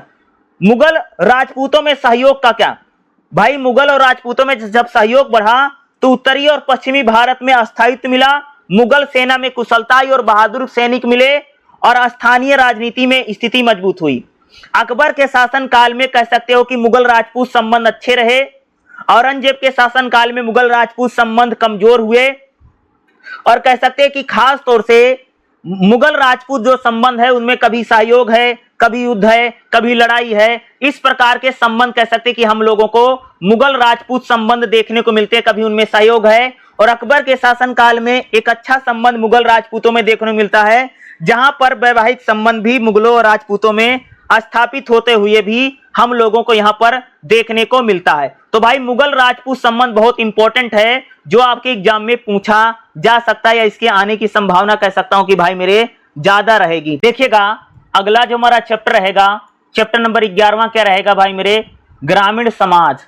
और ग्रामीण समाज में हम लोग खास तौर से कृषि उत्पादन को पढ़ेंगे कि भाई दिल्ली सल्तनत में और मुगल काल में कृषि उत्पादन कैसे होता है या कृषि संबंध हमें किस प्रकार से देखने को मिलते हैं।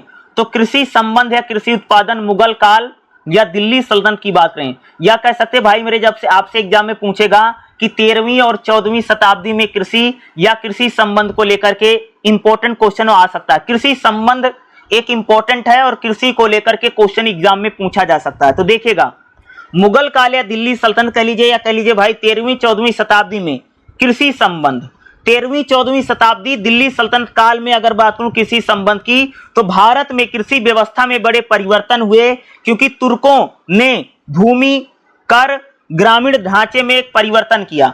अगर बात करूं कृषि संबंध में तो क्या है, पहला दो भाई भूमि का स्वामित्व कैसे होता था कृषि को लेकर के। भूमि 4 प्रकार की होती है भाई मेरे, अगर आप देखो कृषि में भूमि कितने प्रकार की है, 4 प्रकार की। पहला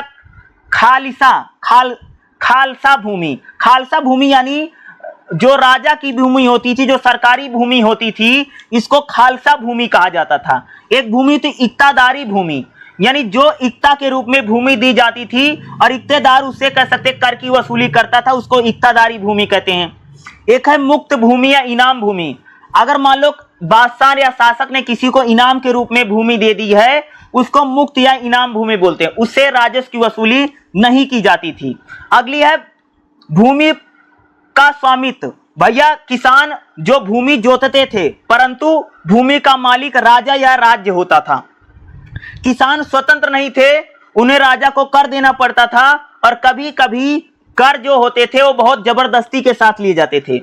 अगर मैं कृषि संबंध के कर व्यवस्था कर कितना लिया जाता था, कर जो होता था मुख्य कर खराज था, खराज को माल था, और भूमि का 1/3% यानी कितना कर लिया जाता था, 1/3% भाई भूमि कर लिया जाता था। कभी कभी 1/2 भी भूमि कर होता था। कर की वसूली फसल के नगद के रूप में की जाती थी, यानी कर की जो वसूली की जाती थी वो भैया नगद के रूप में की जाती थी, कर को वसूला जाता था। और कौन कौन से कर लेते थे, जैसे घरों पर कर लगता था, पशुओं को चराने पर कर लगता था, यानी पानी की सिंचाई पर कर लगता था, और व्यापार कर भी वसूले जाते थे। गरीब किसानों के लिए कर देना बहुत ही अत्यंत मुश्किल होता था। अगर इक्तादारी इल्तुतमिश ने कृषि व्यवस्था को सुदृढ़ करने के लिए उसने काफी काम किए। इक्तादारी के जरिए उसने भूमि का बंटवारा कराया। अलाउद्दीन खिलजी के अगर मैं बात करूं तो उसने कृषि को विस्तारित करने में बड़ी भूमिका निभाई। अगर हम कृषि की बात करें, किसानों का मुख्य रूप से किसान जो थे, अगर आप देखोगे कृषि में किसानों ने मुख्य रूप से अनाज, कपास, तिलहन और गन्ने का उत्पादन करते थे। ऊन पर अत्यधिक और दमनकारी नियंत्रण किसानों पर होता था, और कई बार सूखा पड़ जाने से, अकाल पड़ जाने से या कर की वसूली से किसानों को कई प्रकार की समस्या का सामना करना पड़ता है। अलाउद्दीन खिलजी ने किसानों को कर को सख्ती से लागू किया। अलाउद्दीन खिलजी ने भैया भूमि की नपाई करवाई और बिचौलियों को बीच से हटा करके सीधे कर की वसूली करने का काम अलाउद्दीन खिलजी ने किया। कृषि तकनीक कौन कौन सी यहाँ पर प्रयोग होती थी, अगर कृषि में देखोगे तो कृषि में हल का प्रयोग होता था, बैल का प्रयोग होता था, और कृषि जो है वर्षा पर ही आधारित होती। भाई पानी बरसेगा तो खेती होगी। सिंचाई के कौन कौन से यहाँ पर अगर आप देखोगे तो कुएं और नहरों से ही सिंचाई होती थी। अगर मुख्य रूप से अगर मैं सिंचाई की बात करूं तो भाई कह सकते कि जो नहर हैं और जो कुएं हैं वही सिंचाई के मुख्य साधन हैं। भाई जो अगर खेत को सींचने की अगर आप बात करोगे तो नहर, कुएं यही सिंचाई के मुख्य साधन हैं। अगर हम फसलों की बात करें कौन कौन सी फसलें होती हैं, तो यहां पर अगर आप देखोगे तो खास तौर से फसलों में धान की फसल होती थी, गेहूं की फसल होती थी, कपास की फसल होती थी, तिल का उत्पादन होता था और गन्ने का भी उत्पादन किया जाता था। जैसे खाद्यान्न फसलें खूब होती थी, नकदी फसलें, सब्जी, फल, मसाले और उपज भी खूब होती थी। भाई अगर आप देखोगे भाई धान है, गेहूं है, कपास है, जौ है, बाजरा है, इनका उत्पादन कह सकते हो कि बड़े स्तर पर हम लोगों को यहाँ पर देखने को मिलता है। तो इन फसलों का उत्पादन अगर आप देखोगे तो काफी उत्पादन भाई फसलों का भी यहाँ पर हमें दिखाई देता है। कौन कौन सी फसलें होती थी और भी मैं आपको बता देता हूं। तो अगर खाद्यान्न फसलें जैसे धान की फसल होती थी, ठीक है। दूसरा अगर आप बात करोगे तो यहां पर रागी, ठीक है, लाल चना, अरंडी की भी एक प्रकार सा होता है, इसका भी उत्पादन किया जाता था। गेहूं और चावल का उत्पादन खास तौर से इस समय खूब होता था। गेहूं और चावल का उत्पादन की बात करेंगे तो अगर आप देखोगे तो यहां पर उच्च कोटि का धान का उत्पादन कहां पर होता था भाई, कह सकते हो कि जो पंजाब के इलाकों, उत्तर प्रदेश में धान का उत्पादन, बिहार में धान का उत्पादन खूब होता था। चावल के समान गेहूं का उत्पादन पंजाब में, सिंध में, उत्तर प्रदेश में कह सकते गेहूं खूब उगाया जाता था। बिहार हो, गुजरात हो, दक्कन हो, यहां तक कि बंगाल में गेहूं का उत्पादन खूब होता था।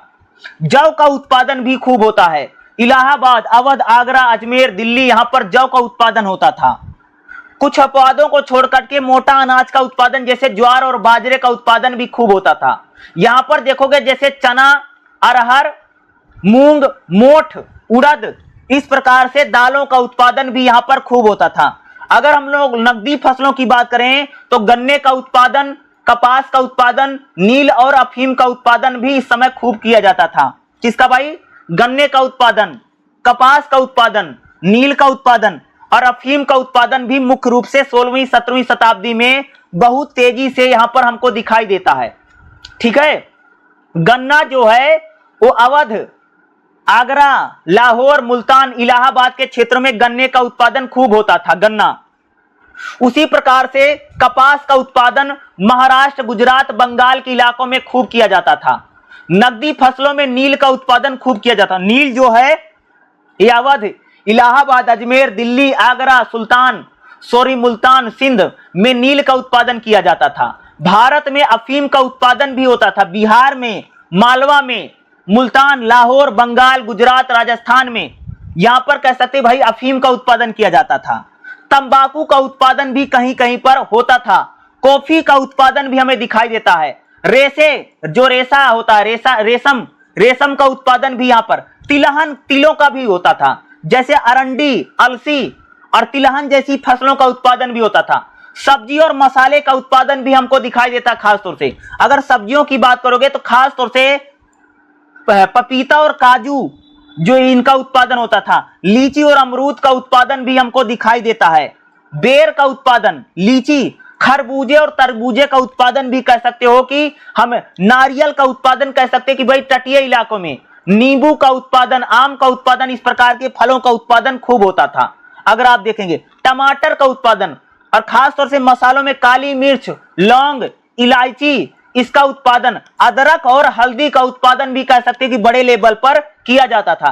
तो खास तौर से कह सकते हैं भाई फसलों का उत्पादन या कृषि उत्पादन हम लोगों को यहां पर देखने को मिलता है। तो कृषि से संबंधित अगर कोई क्वेश्चन आ गया या फसलों के उत्पादन का, चाहे दिल्ली सल्तनत का पूछा, चाहे मुगल काल का पूछा, तो जो मैं आपको बता रहा हूं यही एग्जाम में आपको लिख करके आना है। ठीक है, जो जो इंपॉर्टेंट चैप्टर है, इंपॉर्टेंट टॉपिक है, वही मैं आपको बता भी रहा हूं। अगला जो हमारा चैप्टर रहेगा, 12वां चैप्टर क्या रहेगा? आंतरिक व्यापार। आंतरिक व्यापार मतलब आप लोग समझते हो भाई, ऐसा व्यापार जो देश के अंदर ही हो रहा है। जैसे मान लो दिल्ली सल्तनत है या मुगल काल है, तो मुगल काल में अगर व्यापार की बात करेंगे या दिल्ली सल्तनत में, तो भैया देश के अंदर ही जो व्यापार होता था। जैसे मान लीजिए कि आगरा का दिल्ली का व्यापार हो रहा है, आगरा से सिंध का व्यापार हो रहा है, दिल्ली से कश्मीर का व्यापार हो रहा है, तो इसको बोलते भाई मेरे आंतरिक व्यापार। तो मुगल काल में के अधीन हम व्यापार की बात करें, मुगल काल में आंतरिक व्यापार कैसे होता था? तो सबसे पहले अगर हम बात करें तो मुगल काल जो है वो 1526 से लेकर के 1707 तक इस बुक में बताया गया, आप सबको पता ही होगा मुगल काल रहा है। तो भारत में व्यापार आंतरिक और विदेशी दोनों प्रकार का व्यापार खूब होता है मुगल काल में। अगर आप देखोगे आंतरिक यानी इंटरनल व्यापार जो देश के अंदर होता था, विदेशी व्यापार यानी जो दूसरे देशों के साथ किया जाता था उसको भाई मेरे विदेशी व्यापार बोलते हैं। ठीक है, इस युग में भारत कह सकते दुनिया का सबसे बड़ा उत्पादक और निर्यातक देश है। मुगल काल में अगर आप देखोगे तो भारत में भाई मेरे व्यापार खूब होता है। ठीक है, सबसे पहला जो व्यापार है भाई आंतरिक व्यापार की बात करते हैं। तो भारत में राज्य और नगरों के स्तर पर बाजार में बहुत बड़ा व्यापार किया जाता था। खासतौर से जैसे राजमार्ग, सराय, चौकियों मुगलों के द्वारा बनाई गई थी ताकि व्यापारी सुरक्षित यात्रा कर सकें। भाई मुगलों ने कह सकते सड़कें बहुत अच्छी बनाई, सराय बनवाई जहां पर व्यापारी रास्ते में रुकते थे, इंतजार करते थे। ठीक है, मुगल काल में राजमार्ग बनवाए गए, पुलिस की चौकियां रास्ते रास्ते पर बनवाई गई, ताकि व्यापारी सुरक्षित रूप से आ जा सकें, और ये देश के आंतरिक व्यापार के लिए किया गया। अगर आंतरिक व्यापार की बात करें तो देश में किस किस चीजों का व्यापार होता था? कृषि उपज का खूब व्यापार होता था। कृषि के जैसे भाई अब बताया जाता है कि ये आगरा से लद लद करके गेहूं चावल दिल्ली खूब जाता था। वस्त्र का व्यापार होता, जैसे सूती कपड़े, कपड़ों का व्यापार खूब होता था देश में, आंतरिक व्यापार, कपड़ों का व्यापार। मसालों का व्यापार होता था, जैसे खूब मसाले होते हैं, जैसे हल्दी है, लौंग है, सौंठ है, इसका व्यापार होता था। धातुओं का व्यापार खूब होता, जैसे लोहा है, चांदी है, धातुओं का व्यापार होता था, जैसे मान लो कांसा है। नमक का व्यापार, घी का व्यापार, हाथ से बने जो सामान होते थे उनका व्यापार भी देश के अंदर खूब किया जाता था। अगर मैं बात करूं आंतरिक व्यापार जो होता था, आंतरिक व्यापार में कहां कहां होता था? जैसे आंतरिक व्यापार अगर आप देखोगे तो दिल्ली भारत लाहौर के साथ व्यापार होता था, जैसे दिल्ली आगरा लाहौर ये व्यापार होता था। दूसरा होता था अहमदाबाद और सूरत के साथ व्यापार होता था। कहां पर? देश के अंदर ही व्यापार पाया, सूरत और अहमदाबाद। अगला व्यापार जो था पटना और मुर्शिदाबाद, पटना बिहार, मुर्शिदाबाद बंगाल, यानी बिहार और बंगाल के बीच में देश में आंतरिक व्यापार होता था। अगला लाहौर और मदुरई, ये दक्षिण भारत के जो जगह हैं यहां पर भी कह सकते हैं आंतरिक व्यापार किया जाता था। अगला हम बात करें भैया अंतर प्रांतीय व्यापार, यानी विदेशी व्यापार जिसको बोलते हैं, अंतर प्रांतीय यानी दूसरे देशों के साथ जो व्यापार होता था। मुख्य रूप से जो विदेशी व्यापार होता था भारत में, उसमें कपड़े का व्यापार खूब होता, जैसे मखमल का कपड़ा है, मसलिन का कपड़ा है, सिल्क का कपड़ा है, इसका व्यापार विदेशी व्यापार होता था। मसालों का व्यापार विदेशी व्यापार खूब होता था भारत के साथ। जो मसाले होते थे भारत में, भाई मसालों का उत्पादन खूब होता है ना, खाने पीने में मसालों का प्रयोग होता था। मसालों, कीमती पत्थर का व्यापार भी विदेशी व्यापार में खूब होता था। क्या होता था? जो कीमती पत्थर होते इसका विदेशी व्यापार होता था।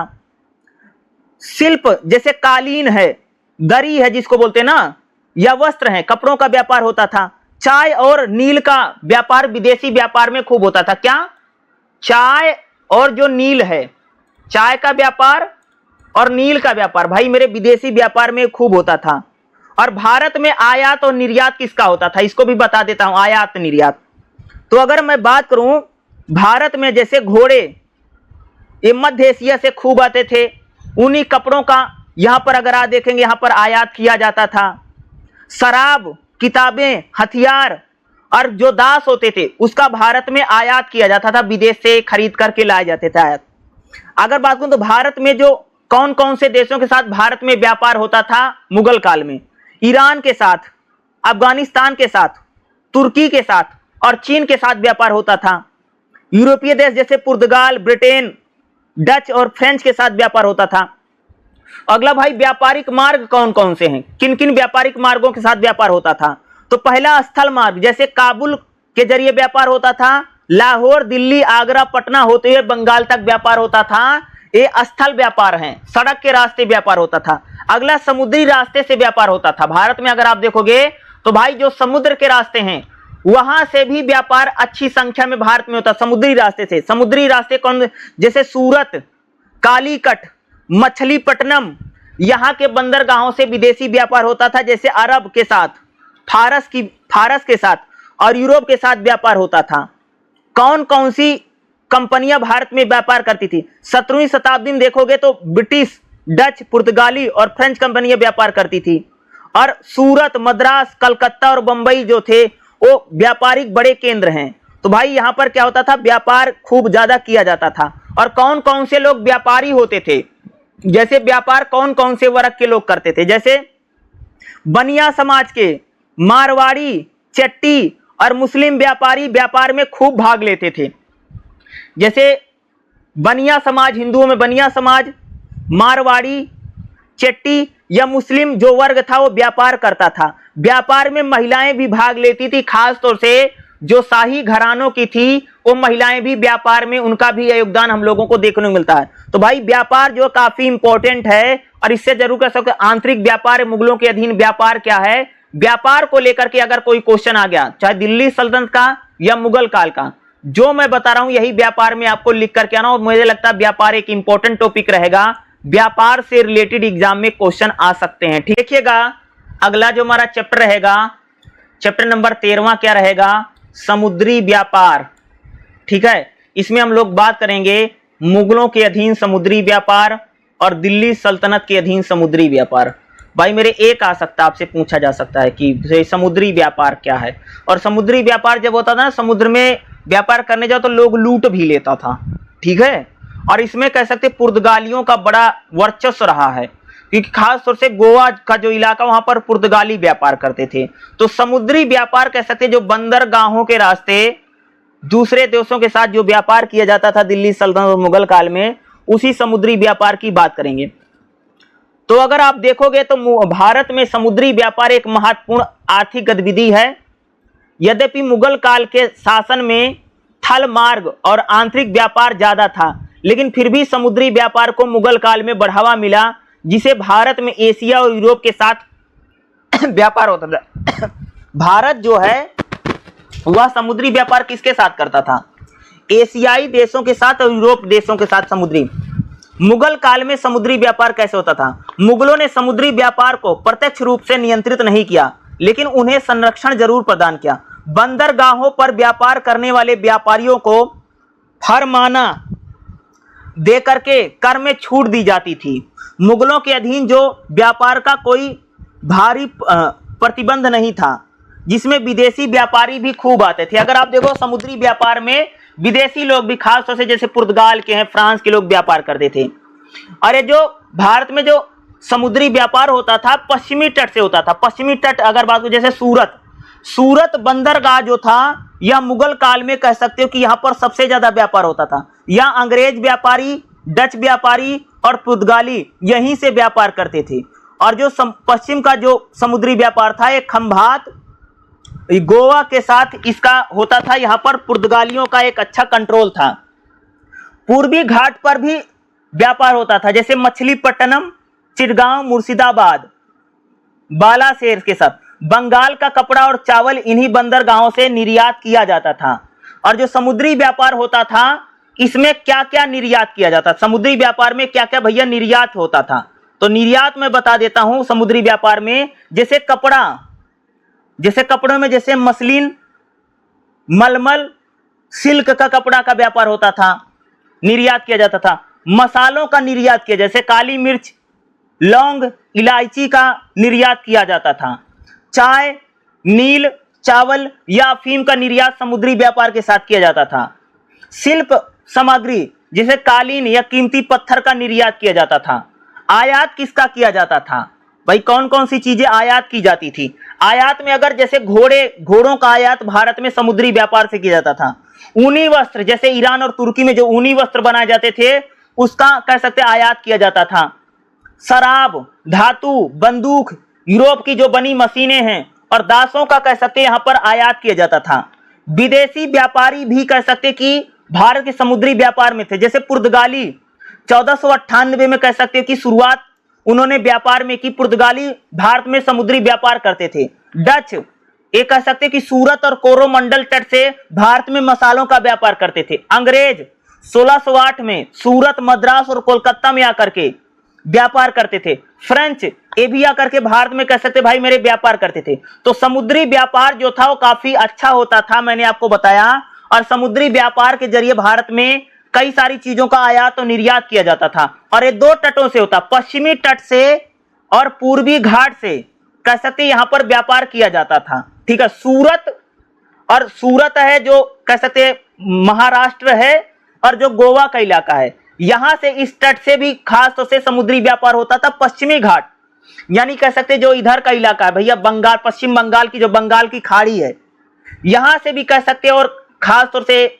जो देखोगे तो भाई उड़ीसा का जो रास्ता है, यहां से भी क्या होता था, समुद्री व्यापार मुगल काल में किया जाता था। जो व्यापार है खास तौर से कपड़ों का व्यापार, चावल का व्यापार यहां से खूब किया जाता है। अगर आप कपड़े का, मसाले का, चाय का, नील का, अफीम का, कालीन का, कीमती पत्थरों का व्यापार किया जाता था। जैसे भारत में आयात किसका किया जाता था? घोड़े हैं, ऊनी वस्त्र हैं, शराब है, धातु है, बंदूक है, यूरोपीय मशीनें हैं, कुछ दास वास का यहां पर आयात किया जाता था। खासकर समुद्री व्यापार में, समुद्री व्यापार बहुत इंपॉर्टेंट है। और समुद्री व्यापार को लेकर के एग्जाम में भाई मेरे क्वेश्चन पूछा जा सकता है। देखिएगा अगला जो हमारा चैप्टर रहेगा, चैप्टर नंबर 14वां क्या रहेगा, तकनीक, शिल्प उत्पादन और सामाजिक परिवर्तन। तो भाई कृषि में कौन कौन सी तकनीक यूज की जाती है। कृषि में खेती करने में जैसे भाई हल का प्रयोग किया जाता था, हल से बैलों से खेतों को जोता जाता था, और कृषि में सबसे बड़ी तकनीक मानी जाती थी भाई कि बैलों की जुताई की जाती है, ठीक है, बैलों को जोता जाता था और हल के जरिए की जाता था। हल और जो हल जो होता था उसमें लकड़ी का फाल लगा होता था जिससे खेत को जोता जाता था।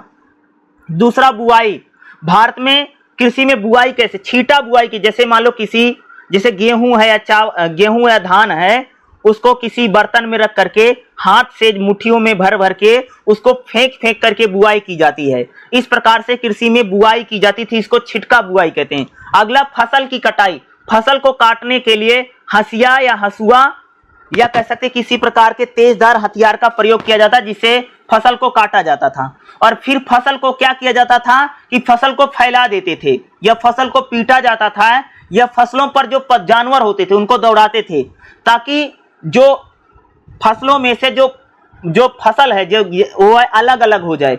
और फिर ओसाई की जाती थी, यानी जो वो उसमें कह सकते कि जैसे गेहूं हो उसमें जो ऐसा पदार्थ होता था खराब जो होता था कूड़ा उड़ा, उसको निकालने के लिए ओसाई की जाती थी। और हवा में ओसाई की जाती, जैसे आज हम लोग फराटा पंखा चला करके किसी चीज को साफ करते हैं तो गेहूं को साफ किया जाता था हवा में।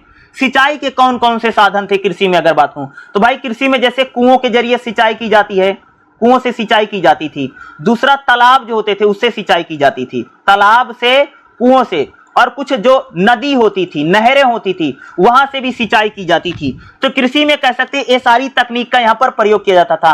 वस्त्र तकनीक क्या है, वस्त्र जो बनते थे वो कहां से बनते आपको पता भैया, कपास, कपास यानी रुई।